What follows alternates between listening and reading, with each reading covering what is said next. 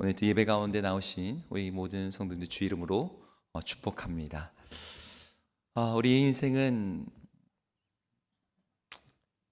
매우 평범하고 단조롭고 반복적입니다.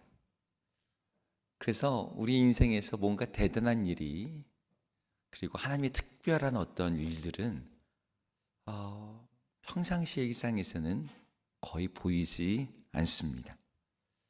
하지만 우리의 일상은 모자이크 그림과 비슷해요. 매일 똑같은 일상, 똑같은 색깔, 그 조각조각으로 보는 우리 하루하루가 이게 도대체 무슨 의미가 있나 싶지만 이것들을 모아서 저 높은 곳에서 보면 그것이 아름답고 정교한 하나님의 작품의 일부인 것을 우리가 볼 수 있습니다. 오늘 우리가 읽은 하나님의 말씀이 그런 본문이에요. 오늘 이 사건은 한 사람이 기도하던 중에 하나님의 음성을 듣고 또 하나님의 천사를 만나고 그리고 하나님이 보내시는 사도와 만나는 이야기로 이어지지만 이것은 한 개인에게 단순히 일어난 것이 아니라 초대 교회는 물론이고 하나님 나라가 열방의 모든 민족으로 뻗어나가는 역사적인 기점이 되는 사건이 되었습니다. 이방인들에게 복음이 전해지는 사건이 있었죠. 빌립보사가 에디오피아 내시를 만나기도 했습니다. 하지만 그런 개인적인 사건이 아니라 온 교회가 모든 사도들이 이 고넬료를 만나는 사건을 계기로 해서 예수 그리스도의 복음이 모든 민족과 열방을 향해 열려 있음을 확인하고 확증하는 사건이 돼요. 저는 우리의 일상이 그리고 오늘 드리는 이런 예배가 우리 하나님 앞에서 정말 단순히 평범해 보이는 그런 매일매일처럼 보일지라도 이것이 온 세상을 향한 하나님 나라의 구원 이야기 속에 의미 있고 가치 있고 분명한 자리가 있는 그런 매일매일의 한 조각 되기를 소망합니다. 우리가 그런 인생으로 또 하나님께 드려지고 쓰임받을 줄로 믿습니다. 자, 오늘 사건 이야기로 한번 들어가 볼게요. 오늘 사건이 일어난 장소는 가이사랴라고 하는 도시였습니다. 신약 성경에 많이 반복되죠. 구약에 나오지 않아요. 구약 시대 때는 없었던 도시거든요. 가이사랴라는 이름에서 추측할 수 있듯이 가이사 황제에게 바쳐진 도시예요. 항구 도시였습니다. 황제에게 바쳐진 도시다 보니까 이곳은 팔레스타인 지역에 로마에서 파견 보낸 로마의 총독이 거주하는 장소였습니다. 유대인들의 마음속에 수도는 예루살렘이지만 실질적으로 팔레스타인을 통치하는 중심은 이 가이사랴에 있었어요. 예수님의 십자가 처형을 승인했던 본디오 빌라도가 총독의 자리에서 물러나면서 그 뒤에 왔던 마르켈루스라는 총독이 있었습니다. 근데 그 총독이 총독으로 부임한 지 1년도 안 돼서 그 자리에서 사임하게 돼요. 왜냐하면 로마의 황제가 되는 제3대 황제, 우리에게는 이 사람의 이름이 가이오인데 우리에게는 칼리큘라라는 이름으로 더 알려진 사람입니다. 이 칼리큘라라는 황제가 자기의 유대인 친구 아그리빠 1세를 유대의 왕으로 세워요. 유대는 총독이 다스리던 지역이었거든요. 왕이 없었는데 거기다 왕을 세운 거죠. 왕으로 세우면서 총독은 자리가 없어지고 그래서 유대인의 왕이 디베라에 있는 왕궁과 이 가이사라에 있는 총독궁을 통치의 장소로 사용했어요. 근데 이 아그리빠 1세를 세웠던 이 칼리큘라가 4년의 임기도 채우지 못한 채 근위대에게 암살당한 사건이 일어납니다. 그리고 나서 글라우디오라는 새로운 황제가 즉위를 했는데 이 글라우디오는 이 군부의 세력을 딛고 일어난 황제예요. 이 군부에 의해서 제거된 게 칼리큘라 황제란 말이죠. 그러니까 전임자가 세운 유대인의 왕 아그리빠 2세가 매우 거슬리는 거예요. 그리고 정치적으로도 상반된 자리에 있었습니다. 그렇다고 전임 황제가 세운 왕의 그 자리를 제거할 수는 없으니까 왕으로는 인정을 하되 이 팔레스타인 지역을 견제하기 위해서 이 글라우디오 황제가 특단의 조치를 하나 합니다. 5천 명으로 구성된 로마 한 개 군단을 이 가이사랴에 파견한 거예요. 가이사랴에 파견된 이 군대는 유대 왕 밑에서 이제 이 턱 밑에 창과 같이 칼과 같이 견지하는 역할을 하는 거죠. 이 한 개 군단은 5개의 1,000개의 부대로 구성되는데 이 4개의 예비 부대는 여러 민족이 구성되어 있는데 반해서 이탈리아 부대라는 그 한 개 군단 안에 한 개의 부대가 또 있는 거예요. 여기는 로마 출신의 병사로만 구성된, 로마에만 원래 주둔하는 그런 충성심이 높은 부대다 보니까 엘리트 부대, 정예 부대거든요. 근데 그 부대도 이 한 군단 안에 들어와서 파견되었습니다. 오늘 이 부대에 오늘 말씀의 주인공이 있어요. 함께 1절을 읽어보겠습니다. 1절 읽겠습니다. 시작. 가이사랴에 고넬료라 하는 사람이 있으니 이달리아 부대라 하는 군대의 백부장이라.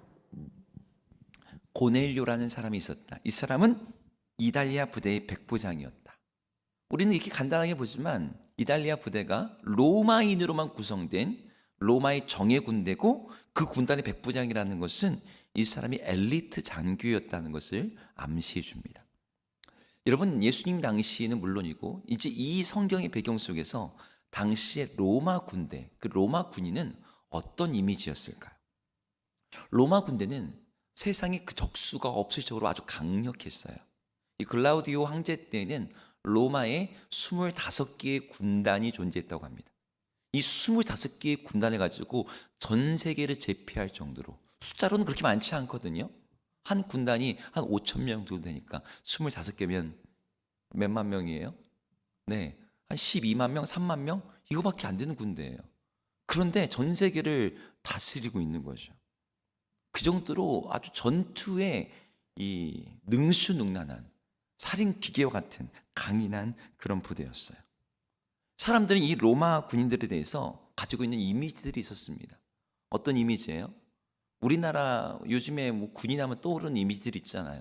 뭐 충성스럽다, 뭐 성실하다, 뭐 강인하다. 로마 군인하면 떠오르는 게 폭력, 압제, 잔인함, 강탈, 이런 것들이 로마 군인에게 떠오르는 그런 이미지였던 거죠. 그런데 오늘 고넬료를 설명하는 이탈리아대의 백부장 고넬료가 있었다. 근데 그 다음 구절이 2절인데요. 2절에 보면은 로마 군인하고 전혀 안 어울리는 설명이 나오고 있어요. 한번 2절 읽어볼까요? 2절 읽겠습니다. 시작. 그가 경건하여 온 지방과 더불어 하나님을 경외하며 백성을 많이 구제하고 하나님께 항상 기도하더니. 네, 여기 보니까 이 사람이 하나님을 경외하는 사람이었다. 백성을 많이 구제했다. 하나님께 항상 기도했다. 여러분, 이런 말은 누구한테 붙여야지 좀 어울릴 것 같습니까? 사도들, 제자들, 이런 사람들한테 이런 말이 붙어야지 어울리죠. 항상 기도했다. 수많은 사람들을 구제했다. 하나님을 경외했다. 너무너무 경건했다. 근데 이걸 지금 로마 군인한테 붙여놓고 있는 거죠. 여러분, 로마 군인이 어떻게 자기 민족의 신들, 이 사람은 로마 군대에 있는 이방인이 아니고요, 로마인이에요. 정통 로마인이에요. 그럼 로마인들은 자기 민족의 신들을 섬긴단 말이죠. 유피테르, 마르스, 퀴리누스, 로마의 3대 신. 근데 이 고넬료가 어떻게, 고넬료라는 이름도 그래요. 코넬리우스거든요. 굉장히 유력한 가문 이름이에요. 근데 이 사람이 어떻게 여호와 하나님을 섬기게 되었는지 알 수가 없어요. 오늘 본문엔 그 설명이 안 나옵니다. 그냥 뭐 피지배계층의 땅에 가서 로마에 가면 로마 법을 따르라고 유대 땅에 갔으니 유대인의 신을 한번 섬겨볼까? 뭐 이 정도 믿는 게 아니라 아주 진실한 믿음으로 하나님을 경외하고 항상 기도하는 사람이었습니다. 이게 참 이해가 안 되는 그런 내용이 있죠. 하지만 로마 군인으로서 하나님이 믿는 게 좀 특별한 경우이긴 했지만 고넬료 정도의 믿음을 가진 사람은 사실 유대 땅에는 많이 있었죠. 유대인이라면 누구나 하나님을 경외했고 그 중에서도 경건한 삶을 사는데 아주 열심히 사람들, 그냥 직업이니 뭐니 없어. 하나님을 섬기는 게 나의 삶의 전부야. 예, 이런 사람들, 바리새인들, 율법학자들, 서기관들이 수백 수천 명이었어요.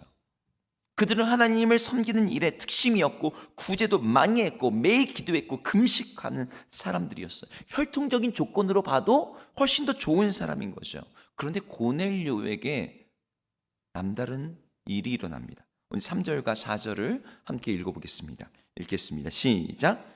그가 경건하여 온 지방과 더 하루는 제9시쯤이 되어 환상 중에 밝히 보매 하나님의 사자가 들어와 이르되 고넬료야 하니 고넬료가 주목하여 보고 두려워 이르되 주여 무슨 일이니까 천사가 이르되 내 기도와 구제가 하나님 앞에 상달되어 기억하신 바가 되었으니 부러 하나님을 경외하며 백성을 네, 많이 여기까지요. 구제하고. 네, 이게 말씀이 중간에가 좀 들어갔습니다.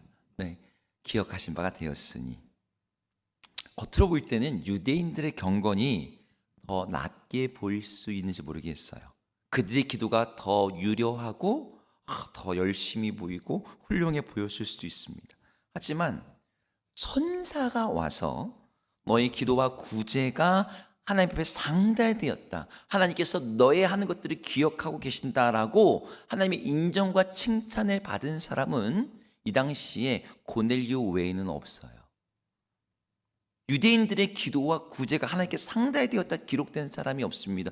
이거는 기독교의 입장에서 쓰여진 성경이니까 없는 거지. 그 당시에도 하나님께서 응답하신 사람이 왜 없겠었겠어요. 하지만 유대인 랍비의 기록 중에도 그런 내용은 없어요. 그런 만남이 있습니다. 기록되거든요. 오직 고넬료의 기도만 하나님께 상달됐다고 합니다. 여러분, 여기 상달되었다는 말은 뜻이 올라갔다 혹은 닿았다 이런 뜻이에요. 그러니까 고넬료의 기도에 뭐가 있었다는 거죠. 고넬료가 뭐가 달랐을까요? 고넬료가 어떤 기도를 했을까요? 이 점은 굉장히 중요합니다. 우리가 기독교 신앙을 갖는다 할 때 여러분, 기독교 신앙에 정말 중요한 두 가지를 꼽으라면 말씀과 기도를 빼놓고 우리가 신앙을 얘기할 수 없죠. 그중에 기도를 얘기한다 할 때도 기도가 없는 종교는 없다 하지만 우리 기독교는 다른 종교의 기도와는 차원이 다르다라는 우리 자부심이 있습니다. 왜? 우리가 기도하는 대상이 온 우주의 왕이신 하나님, 기도를 들으시고 기도 통해 일하시고 기도 가운데 역사하시는 전능하신 하나님이라는 걸 우리는 믿고 있으니까요. 세상에 많은 종교들이 기도를 하죠. 정화수를 떠다 놓고 비는 치성과 정성을 드리는 이걸 뭐라 그러는지 아세요? 비손이라고 합니다. 비손. 비는 손, 비손. 이런 일들이 얼마나 많이 일어납니까? 세상의 종교들이요, 정말 고행하듯이 기도하죠. 하지만 기독교의 기도는 우리는 다르다고 그렇게 생각하고 믿고 또 그런 역사를 경험합니다. 그런데 우리는 이걸 물어봐야 되는 거예요. 하나님의 기도를 정말 들으시는 분인데 나의 기도가 하나님께 상달되는지를 물어봐야 돼요. 여러분은 오랫동안 기도를 해오셨을 거예요. 많은 기도를 해오셨을 겁니다. 주님 앞에서 경건하게 살려고 하는 여러분들의 노력도 있었을 것이고 구제도 있을 거예요. 내일 우리 이웃사랑 전도팀도 나가서 우리 구제하지 않습니까? 여러분, 근데 그렇게 하는 것들이 정말 하나님께 상달되고 하나님께 기억하신 바 되었다라고 장담할 수 있는 게 얼만큼 되냐는 거죠. 오늘 천사가 와서 환상 중에 주님의 음성을 들려주셨습니다. 우리가 천사를 만나는 거는 예외적이라고 쳐요. 그런데 내 삶에 정말 주님이 이건 들으셨어, 주님이 이건 받으셨어, 주님이 기억하고 계셔라고 확신이 되는 그러한 기도, 그러한 구제, 그러한 경건이 얼마나 되냐는 거죠. 분명 여러분들 가운데 있으실 거예요. 기억나는 기도가 있고 기억나는 사건도 있을 거예요. 여러분, 그런 기도와 사건이, 그런 경건이 여러분의 삶이 넘쳐나기를 축복합니다. 네. 그런데 정말 현실은 그렇게 단순하지가 않죠. 많은 기도가 하나님에게 닿기도 전에 여기 우리 분당 천장도 못 넘어가는 것 같아요. 내 기억에서도 사라져요. 내가 그런 기도 했었나? 어떤 기도가 하나님 앞에 상달되는 걸까요?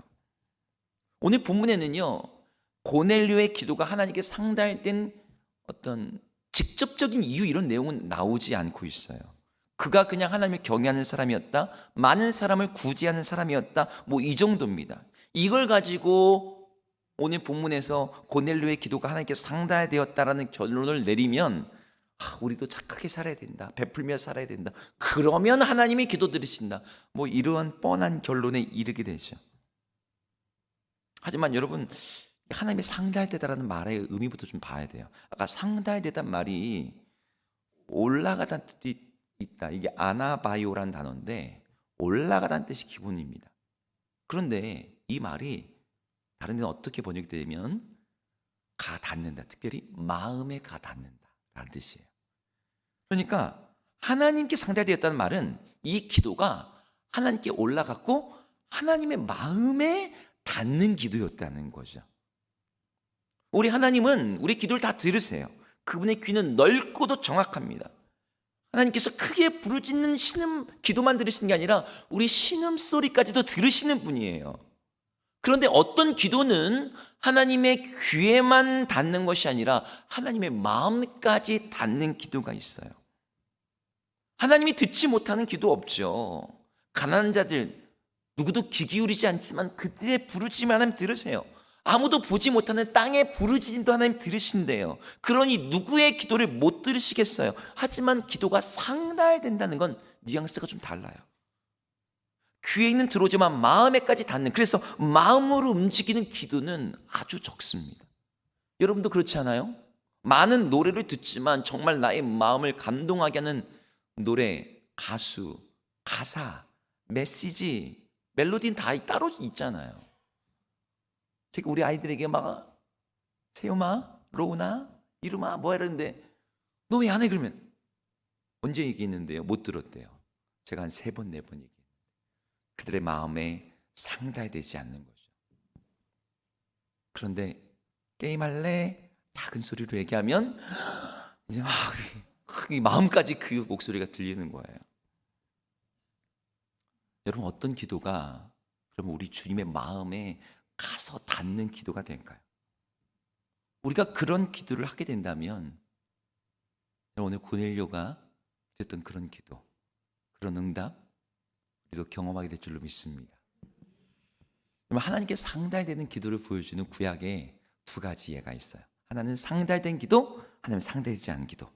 출애굽기 2장 먼저 함께 보겠습니다. 출애굽기 2장을 함께 읽어볼게요. 읽겠습니다. 시작. 여러 해 후에 애굽 왕은 죽었고 이스라엘 자손은 고된 노동으로 말미암아 탄식하며 부르짖으니 그 고된 노동으로 말미암아 부르짖는 소리가 하나님께 상달된지라. 네, 여기서도 상달되었다는 말이 나와 있죠, 그죠?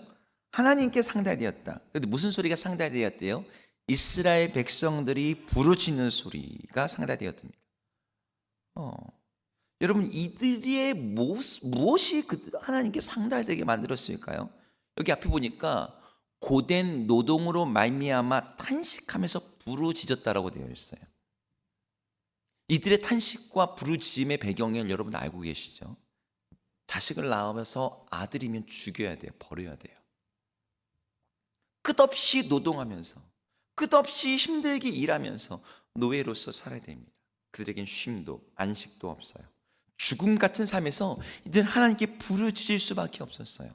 그들이 의지할 수 있는 어떤 존재도 없었습니다. 애굽에 있는 모든 신들은 자신을 노예로 부리고 있는 저 애굽 사람들을 위한 신이지 자신들 노예들을 위한 신은 없어요. 오직 그들의 조상 아브라함과 이삭과 야곱의 하나님밖에 없어요. 이들의 부르짖음과 기도가 하나님의 마음에 가서 닿았습니다. 왜 그랬을까요? 제가 이따 나중에 말씀드리겠지만 하나님은 죄악이 만들어내는 비극적인 신음, 그런 부르짖음에 아주 민감하신 분입니다. 아벨의 피가 땅에 걸렸을 때 땅이 부르짖는 소리를 하나님이 들으신대요. 다른 말로 하면 하나님은 죄가 만들어내는 소음과 소리에 민감하신 분이에요. 그럼 성경 전체에서 애굽에 노예된 상황에서 이걸 갖다가 그냥 애굽에서 이스라엘 백성들이 노예로 살았다는 걸 얘기하는 것이 아니라 모든 인간이 죄악 가운데 있음을 보여주는 이야기거든요. 그래서 그들을 애굽에서 구원한 이야기는 하나님의 백성들을 죄에서 구원하시는 이야기인 거죠. 그 사건이 중심에 있던 유월절 사건이라든지 홍해의 사건은 모두 예수님을 예표하는 사건들인 거죠. 이 본문에서 사람들이 하나님께 부르짖는 기도가 하나님께 상달되었다는 것은 죄악에 신음하면서 하나님의 구원을 요청하는 그 기도 앞에서 하나님이 그들 가운데 긍휼을 베푸시고 하나님의 마음이 움직였다는 내용입니다. 이 얘기랑 정반대된 얘기가 구약에 또 나와요. 상달되지 못한 기도인데 남유다가 이제 바벨론의 침략을 받고서 멸망하기 직전이었습니다. 이 멸망을 실제로 했어요. 멸망할 때 예루살렘 주민들과 백성들이 하나님께 기도를 했을까 안 했을까요?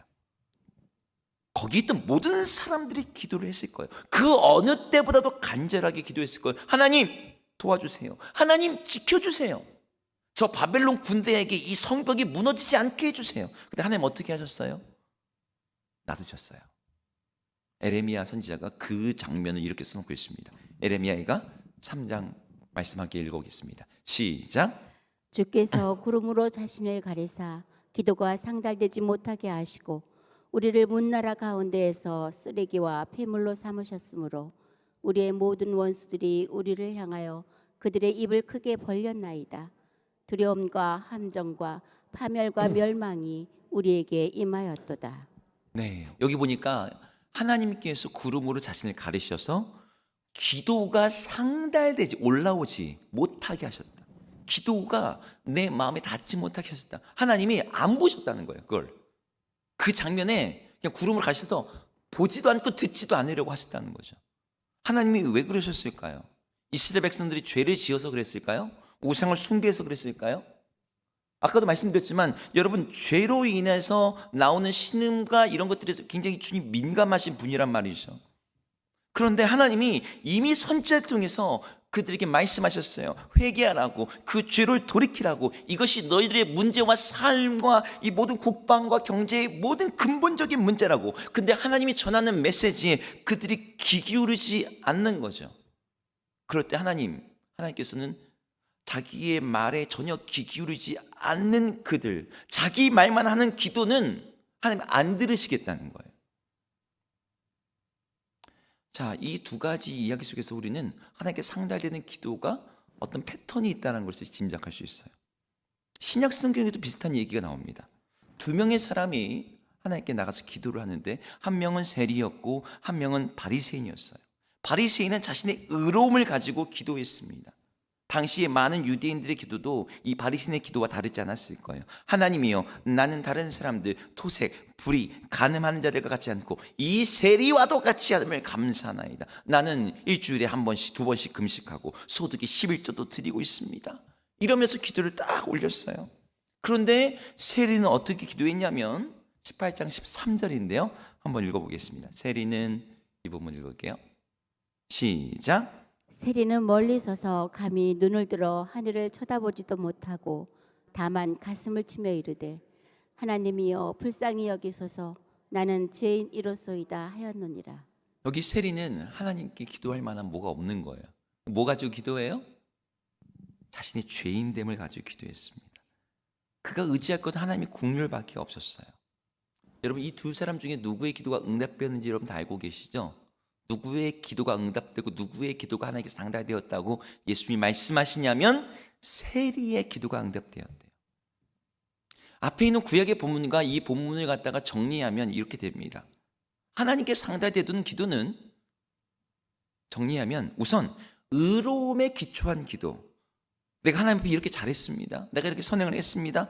내가 뭐 이렇게 하는 기도는요. 하나님께 들릴 수는 있지만 하나님께 상달되는 하나님의 마음을 터치하는 기도는 되지 못한대요. 세상의 잡신들, 다른 우상들은 거기에 호응하고 감동할지 몰라요. 내가 이 정도 하고 하나님 내가 이만큼 번지 하잖아요. 그렇게 도와주셔야죠. 그럼 하나님, 야, 너 나랑 좀 정산하자는 거야? 너 한번 까봐. 이렇게 하실 수도 있죠. 정말 중요한 건 하나님이 들으시는 기도는, 하나님의 마음에 가닿는 기도는 그분이 원하시는 포인트가 있어요. 구약의 배경을 놓고 친다면 나의 죄인됨과 연약함을 고백하면서 회개하면서 하나님의 도움을 구하는, 하나님의 긍휼과 자비에 의지하는 기도예요. 이것이 하나님의 마음까지 가닿습니다. 하나님의 마음에 닿는 기도는 죄악과 관련된 기도만은 아니죠. 주님의 마음에 가닿는 여러 주제들이 있어요. 하나님 나라라는 주제도 있고, 한 영혼의 구원도 있고, 온 피조 세계의 회복도 주님의 마음에 가닿을 만한 겁니다. 중요한 것은 하나님의 마음에 가닿는, 하나님께 상달되는 기도는 무엇이냐면 하나님이 관심 가지고 있는 그것, 하나님의 마음이 있는 그것을 놓고서 기도하는 게 하나님의 마음까지도 닿는 기도라는 거예요. 여러분, 그래서 기도에 앞서서 뭘 중요하게 성경 교회에서 말합니까? 말씀을 듣는 것, 묵상하는 것, 하나님께 듣는 것 중요하게 언급하잖아요. 왜? 하나님의 마음이 무엇을 향해 있는지, 하나님이 무엇을 원하고 계시는지를 모르면서 엉뚱한 것 가지고 기도를 아무리 해도 그건 하나님께 마음까지 닿는, 하나님께 상달되는 기도는 아닌 거죠. 주님의 관심사가 아니니까요. 여러분, 사무엘서에 한나가 하나님께 기도할 때 표현이 이렇게 나오죠. 하나님과 마음이 통했다. 하나님께서 왜 한나의 기도를 들으셨습니까? 한나가 간절하게 기도했으니까 하나님 들으신 거예요. 그 당시에 악이 못난 여자가 어디 한둘이었겠습니까? 근데 유독 왜 한나는 하나님께서 들으셨냐는 거죠. 하나님의 마음과 닿았거든요. 이 사사시대에 하나님의 마음을 시원케 하고 흡족케 하고 하나님의 뜻대로 자기를 섬길 이 백성의 어떤 한 아들이 없는데 자신의 슬픔을 한 여인이 동일하게 같이 느끼고 있어. 그러면서 하나님, 나에게 아들을 주신다면 나도 주님께 그 아들을 드리겠습니다. 그런 기도가 하나님께 상달되는 기도예요. 오늘 고넬료의 기도도 우리는 성경의 이러한 배경을 근거로 추측할 수 있습니다. 고넬료가 하나님 앞에서 뭐라고 기도했을까요? 나 잘 먹고 잘 살게 해달라고 기도했을까요? 아니면 제가 여기 멀리 팔레스타인까지 이렇게 파병 근무를 왔는데 여기 정말 별로 안 좋네요. 더 좋은 임지로 갈 수 있게 새로운 길을 열어주십시오 기도했을까요? 진급하게 해달라고 이제 백부장 천부장까지 갈 수 있게 해주십시오. 그 기도했을까요? 아닙니다. 그건 하나님의 관심사, 하나님의 마음이 향하는 게 아니에요. 고넬료는 자기가 비록 로마 제국의 군인이지만 식민지의 현실 앞에서 유대인들에게 자신의 힘과 권력을 행사하면서 억압하지 않았습니다. 오히려 그들의 비참함과 공공함을 보면서 그들을 구제하는 일에 온 힘을 썼다고 되어 있어요. 많은 사람들을 구제했답니다. 이런 고넬료의 삶을 보건대 그가 하나님께 기도했을 만한 내용은 아마 이런 것이었겠죠. 이스라엘의 하나님, 아브라함과 이삭과 야곱의 하나님, 당신 백성들의 공공함을 보십시오. 저들의 신음소리를 들어주십시오. 많은 세금과 복정에 부르짖는 저들의 아픔을 보십시오. 제가 저들을 더 도울 수 있도록, 저 배고프고 신음하는 자들을 내가 돕고 일으킬 수 있도록 저에게 힘과 능력과 지혜를 주십시오. 고넬료는 세상의 불합리함과 죄악을 폭로하고 자신의 모자람과 부족함도 고백하며 하나님의 은혜와 자비를 구하는 기도를 했을 거예요. 하나님의 마음이 있는 그것을 가지고 그도 함께 기도했을 거예요. 성경은 이런 기도가 하나님께 상달된다고 말해요. 여러분, 구약에서는 특별히 죄악 가운데 신음하는, 그래서 하나님의 은혜를 긍휼을 구하는 기도가 유독 하나님께 상달되는데 그것은 구약의 배경이 그래서 그래요.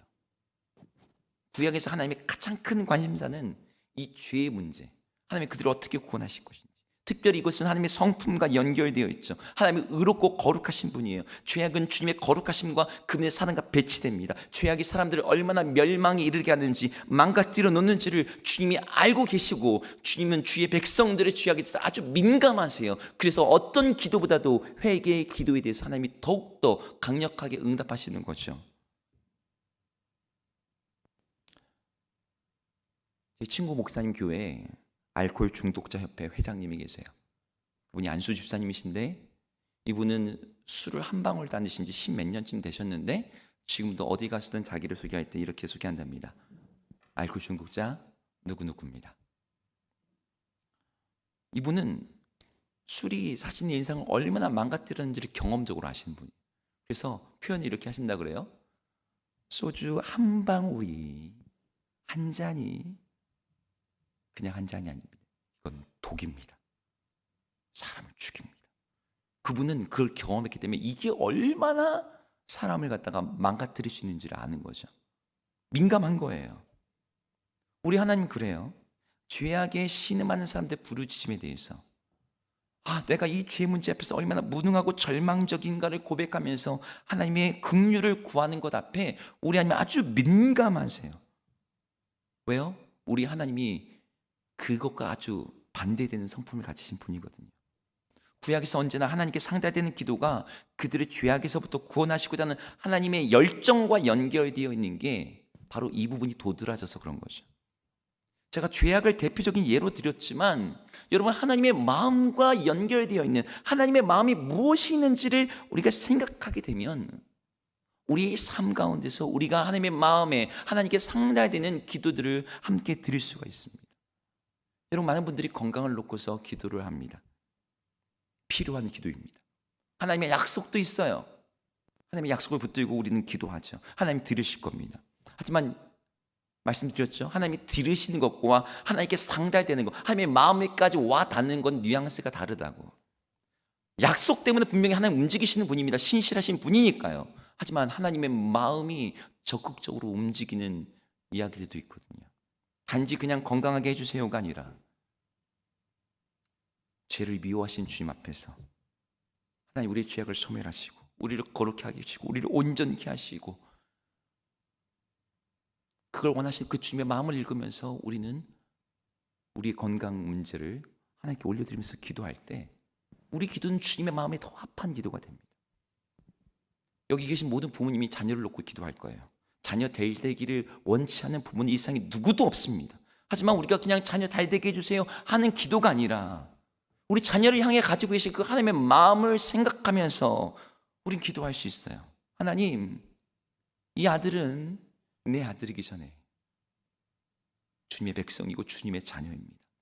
이 자녀가 죄의 유혹을 이길 수 있는 강인한 성품을 갖도록 죄악의 저주로 말미암아 가시덤불과 엉겅퀴를 내는 세상에서 주님 나라의 선한 열매를 거둘 수 있는 그런 지혜와 이들에게 주십시오.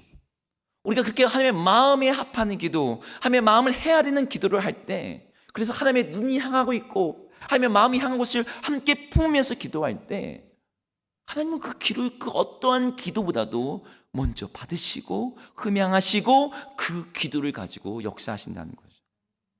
여러분, 우리가 그렇게 기도할 때요, 우리 마음도 함께 뜨거워집니다. 하나님의 마음이 우리에게 부어진 바가 돼요. 우리 주사랑교회 모든 성도님들이 정말 우리 하나님의 마음이 무엇이 있는지를 함께 생각하시면서 오늘 고넬료가 드렸던 기도, 그 기도의 구체적인 내용은 나와 있지 않지만 그런 기도로 하나님께 나아가시기를 주의 이름으로 축복합니다.